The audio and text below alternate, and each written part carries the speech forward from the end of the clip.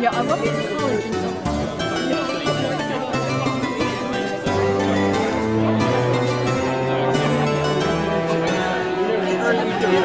I need water. Service. She just finished it, so I have to.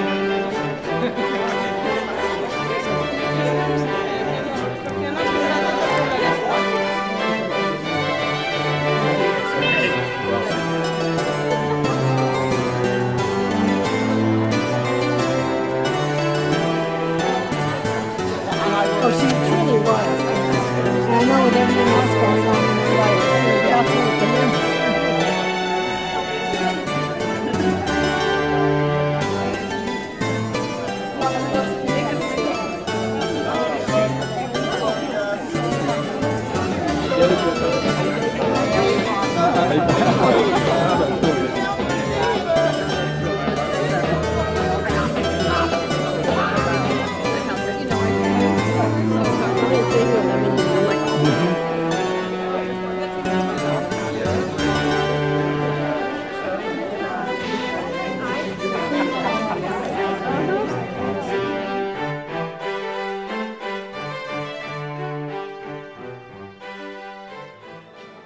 We have an incredible group of people who, without their help and assistance and support, our Sunday morning service couldn't happen. So we're very grateful for them, and many of them are here this morning as well. And so we thank you so much for all that you do. And of course, celebrating and giving thanks for the woman of the hour, Dean Jane Shaw, as she will be leaving us soon and going on to do great things at Oxford. So we're also celebrating her and the time that she has spent with us. Good morning, everybody. How lovely to see you. But no, I want to echo what Joanne just said. The beloved choir, dear friends, it's a volunteer choir. They give up at least 4 hours each week to come and prepare music and sing here. And I'm always so happy about the ethic, the joy with which they approach coming to sing in this place. And Jane, what a joy it's been to have a dean who is so knowledgeable and so supportive of the music here. It's been a great pleasure. I had no idea Mozart was your favorite. We love doing Mozart. The other day, I was telling the choir, I was chatting with a grad student a while back, and we were talking about Bach. I was saying how Bach is the foundation of all Western music theory and everything. If for me, Bach is the center of my universe, wouldn't life be sad without Mozart? Wouldn't it be sad without Così fan tutte notte di Figaro and Salvaflood? So, glad you enjoyed it. Vaya con Dios. Find a choir you can sing in when you get home. Yeah, but anyway, thanks so much, Jane. Thank you, everybody. First, I want to thank the choir and the volunteers. I said to some of you as we were greeting you after the service that you are our stalwarts, our regulars, and there are very few rabbis who get to say that they have congregants in a church. So I'm delighted that I have you as my congregants. And Jane, since we were limited by time, I thought I would offer a couple of limericks in your honor. There once was a woman from Glide who came down the road to preside. At Stanford, she made her mark to give religion a spark with wonderful Sarah by her side. When Jane came, she increased our girl power. On our students, great wisdom she showered. They walked in each other's shoes to understand their peers' blues, and through empathy, they were empowered. Liturgy is Jane's great love, communicating with the one up above. In the church she was home, reminding us we're not alone as we unleash our inner dove. Her British accent is a hit, with an expression ready to fit.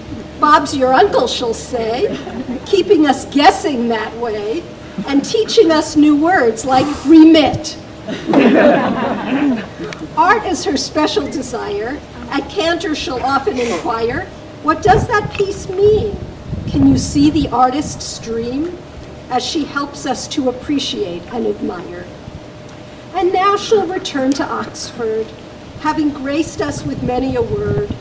She's invited us there, always willing to share, but we'll miss her home at Stanford.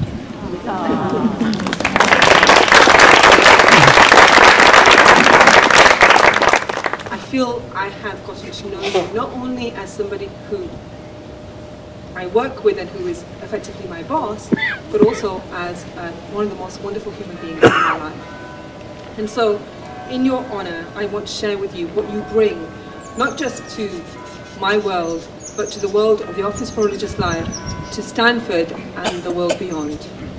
You bring love and respect. You are loved and very well respected at the Office for Religious Life and this university. You are highly regarded by colleagues and friends. You are an inspirational leader. You are a fantastic mentor. You are compassionate, visionary, and a team player, always. And for all of these reasons and much, much more, you deserve your very own Desert Island Discs with Kirsty in that studio. And that is one of my wishes for you. I'm going to end with a traditional Gaelic blessing. You will be very familiar with this prayer. And it's a prayer that is very, very dear to me. And I want to share it today with somebody who is very, very dear to us all. It's a Gaelic blessing, and it goes like this. May the road rise up to meet you. May the wind be always at your back. May the sun shine warm upon your face. The rains fall soft upon your fields.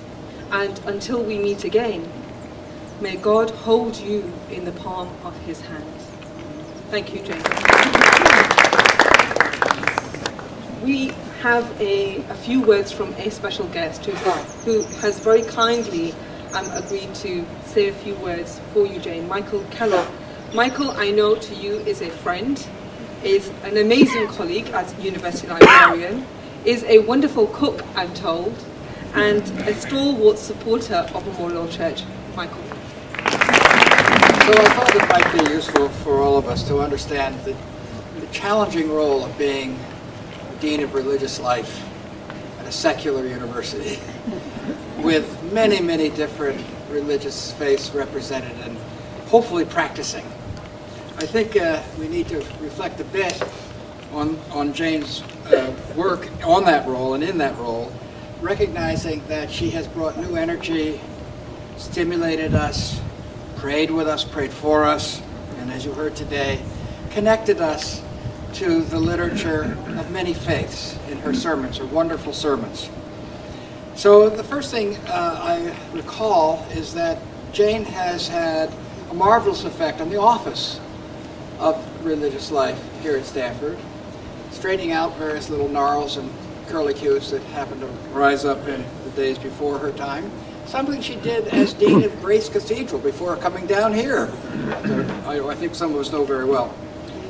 I think as well that we owe her a debt for stimulating the recommitment of many in this place, in this university, to the place of faith in our lives, whether our faith is that of the Judeo-Christian continuity, or that of the Hindu continuity, or that of the Muslim continuity. These commitments are very important for us as an institution and especially individually. I think as well, Jane, through her sermons, through her choices of readings, through her leadership for the others in the chaplaincy here, has deepened our connections to the articles of these various faiths and through these testimonies of the place of religion in our lives. I mentioned that she's been praying for us, and she will be praying for us. We equally need to pray for her, and I will tell you that her prayers for me and for my family have made a marvelous difference. The role of those who are associate deans and deans in the Office of Religious Life are in fact those of ministers to us, They minister to us in general and specifically. They minister to us when we're facing particular challenges, both as individuals and as a university.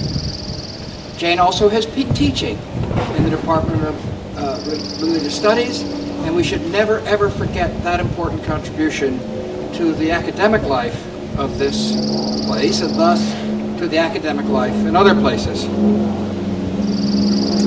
Jane also has been very important in the major ceremonies of this place, and soon there will be a couple more, with you as a blessing in the center of it.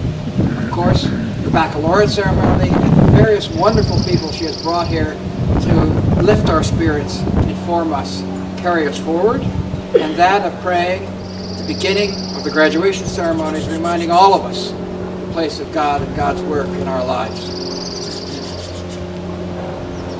I think, as well, all the work of all the chaplains here has been to help us understand how we are committed to one another, as we are to, many of us, I hope, some sort of faith in a larger being than ourselves, and even larger than our university. I have to say that I have, as many of us do, very mixed feelings about Jane and Sarah leaving us. It will be very difficult for me. Many of us will find this a very difficult transition. On the one hand, we have to have joy for Jane and Sarah as they move back to a wonderful place in their lives, a place they, I know, wanted to retire to. They're not retiring to this place quite yet, but they are going there. However, I'm going to be sad not to see them often. We've done some wonderful things together. I'm thinking of the great concerts that you brought here, and the other ceremonies that have been so lively thanks to your presence and your engagement. So for us, we have to be careful not to be too sad. Distance these days can be overcome with the use of Skype and FaceTime. I know this very well. I have a couple of granddaughters in Brittany, so I will keep the wires buzzing. Finally, I think we all have to recognize that in keeping our faith, whatever our faith is, we need to keep in touch with one another, and particularly with Jane and Sarah, as they are some miles away. So personally, Jane, Sarah, you've been very special friends to me and to all of us. You've had some wonderful experiences with me and my family and all of us, and more to come. And we shall never forget these experiences, the balance and the prayerfulness that you've got given to us in this place and in our lives. Thank you very much. So, Jane, you know, you have been so wonderful in enduring my love and passion for all things sporty, as you like to say. And I was so appreciative of the wonderful job you did in your sermon this morning for many reasons, but to use an athletic metaphor was incredibly impressive. Talking about the baton, passing the baton. So thank you for that sweet little treasure. And dunking. And dunking the bread into the chalice. We shall carry that forward in your memory. Go ahead and dunk the bread. It's what you do with a cookie, i.e. a biscuit, in England, in the tea. Exactly, biscuits in the tea. So we'll dunk the bread here at Memorial Church. But just one of the things I want to say is, in appreciating Jane, her coming here, she really endeavored and accomplished bringing us together as a team. And it's something that I have certainly have great value for because of doing what I did before I came as a collegiate coach, but understanding the importance of every person on the team. And you managed to bring us together in ways that we needed to be brought together as a team, and in order to flourish as what we're called to do for not only the people who come and join us on Sunday mornings, but for the university at large. So we're very appreciative. And I couldn't pass this opportunity up to send you off with a very important item. So Diane is going to come up here, and Jane. Is it a sporting element? It could be a sporty element. Now, what I want you to know is that, here, you reach in there, okay? Oh, it's a very good sporting element. Okay, but here's what I want you to know. This is a very special cap because, yes, it has, of course, Stanford on it, but this is a cap that true jocks wear. It's kind of the Nike Air version.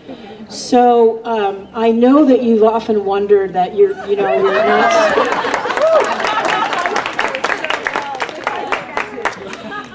You worry about not being sporty enough for us, but my theory is that because as you're wearing this already by osmosis, you're becoming a jock. So you just wear that hat always. Wear it to bed, wear it, when you're speaking as the president or the principal of the Oxford College. That will be really super impressive. But there you go, for your keeping. And Sarah, maybe Sarah could take photos of Jane doing sporty things in her Stanford cap and send those to us. That would be terrific. Is dunking a biscuit sporty? In my world, yeah. But also she could have pictured me wearing the cap in slightly, formal occasions in Oxford. Yeah. 4 years ago, at this appreciation lunch, we were in a place of uncertainty. The dean at the time would be leaving soon, and we had no news of a new appointment. The following month, we received news that Jane Shaw would become our new leader. I can't believe it's been 4 years. The time has really flown by.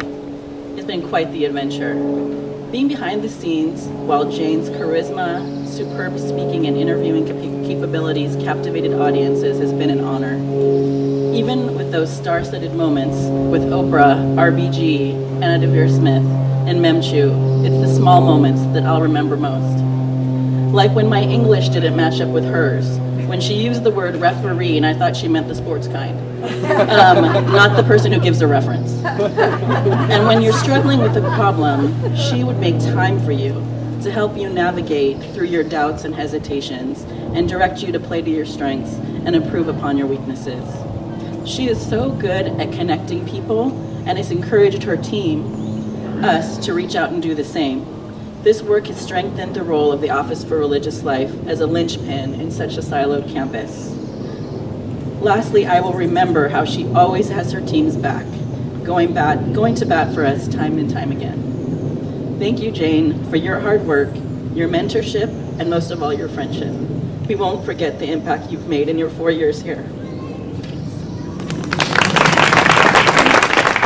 So I've taken the cap off to speak. I hope that's all right.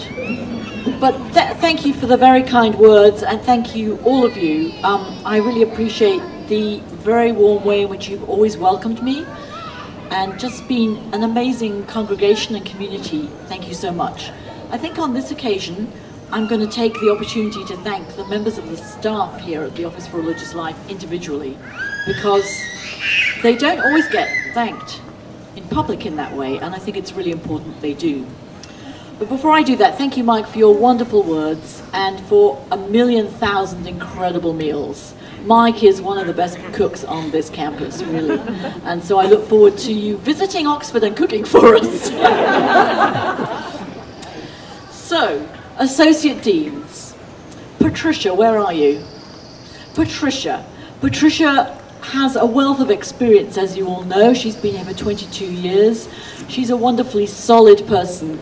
And she is the person we know we can always rely on around some really deep and difficult pastoral work.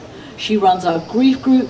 She's been fantastic with students and staff and faculty who really are struggling with all kinds of problems, from immediate problems about how they deal with their diet for Jewish and other religious reasons to serious mental health issues. So we all know we can always rely on Patricia to get in there with those difficult, deep issues. So thank you very much.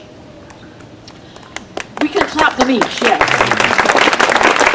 And I knew that I could always rely on Joanne when something had to be done and I was running to a crunch or having a problem. I could always say to Joanne, I just need you to do this, please. And she always had my back to do that thing, sometimes at the last minute, sometimes planning way ahead. So thank you for being like best team person in so many ways, as a sports person, but also in this office. Thank you, Joanne.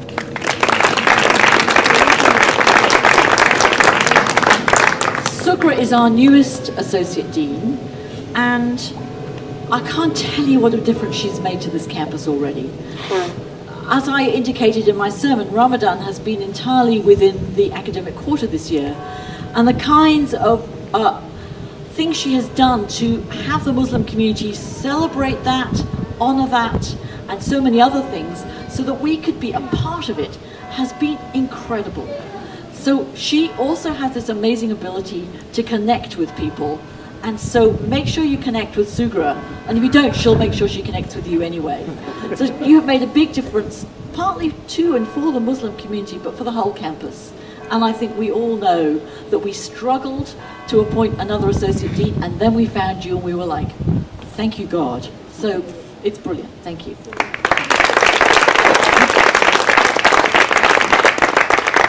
Robert, it's your Robert. So I'm so happy we share this great love of choral music. And when I said, let's get some great choirs out here, you were just the brilliant immediate partner on that. Thank you. And Mike, too, I want to say. Robert, Mike, and I have brought Salisbury and St. John's, Cambridge, and the amazing choir from Estonia, and St. Olaf College, and it's just been really fun. So I really hope you'll continue to do that. Thank you for all your great music making, your enormous efficiency. If you say to Robert, please can you do this, he's done it immediately. So thank you for that. Thank you for your passion and artistic loves. He loves modern art, by the way. You may not know that about Robert, but get him talking on contemporary and modern art, and he's really brilliant on that too. And when he retires, he's going to open a gallery if I have anything to do with it. So thank you, Robert.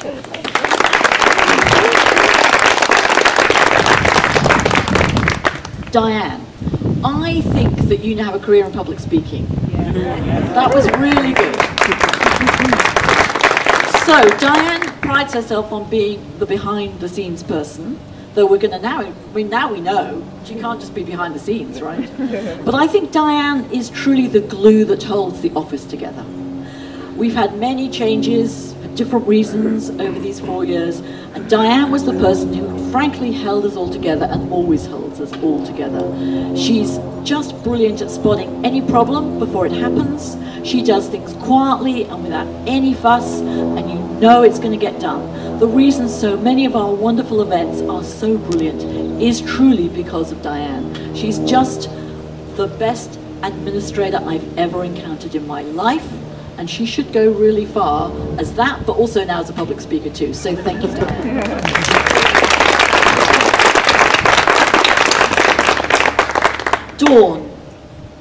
Dawn came to us about a year ago, maybe 9 months ago, and she is our wedding coordinator. She also helps work with families who are grieving and helps plan the memorial services with those of us who are the clergy. And Dawn has brought to our office this beautiful, calm, loving presence. She's the perfect person to do weddings and memorial services. She writes us these amazing reports after each Saturday of weddings, and yesterday's was so understated, but I knew when she wrote the line, and I was sewing up the maid of honor's dress 3 minutes before the service started because her zipper had broken. That's our Dawn. Absolutely calm and collected, and brings this beautiful spirit to the work. You just match to the work perfectly. So we feel very lucky to have you. Thank you, Dawn.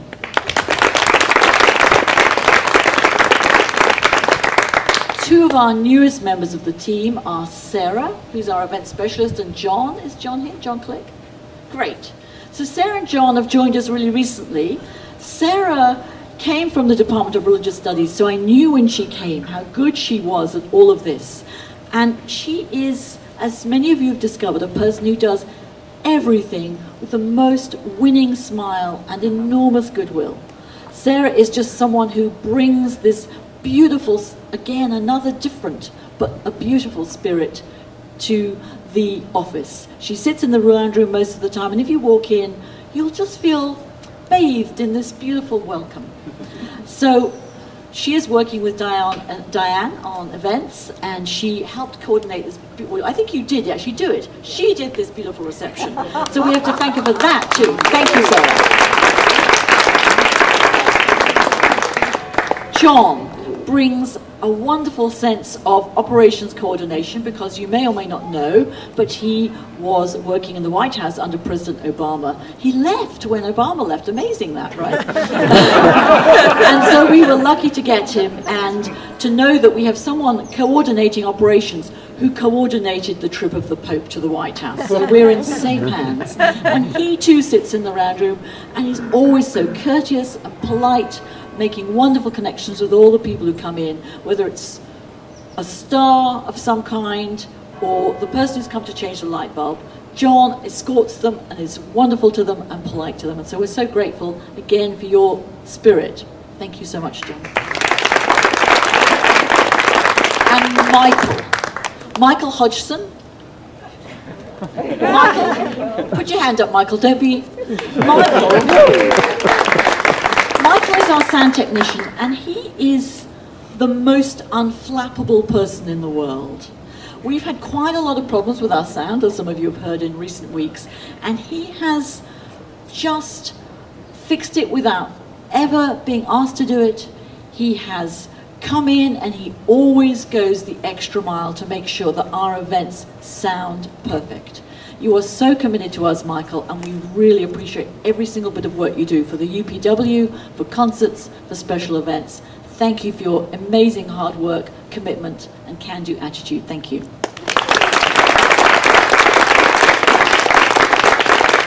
So all I have to do now is say thank you to all the amazing volunteers. Let me reiterate Joanne's and Robert's thanks. It's so wonderful to have a fabulous volunteer choir. Thank you so much, and thank you to Robert for leading them.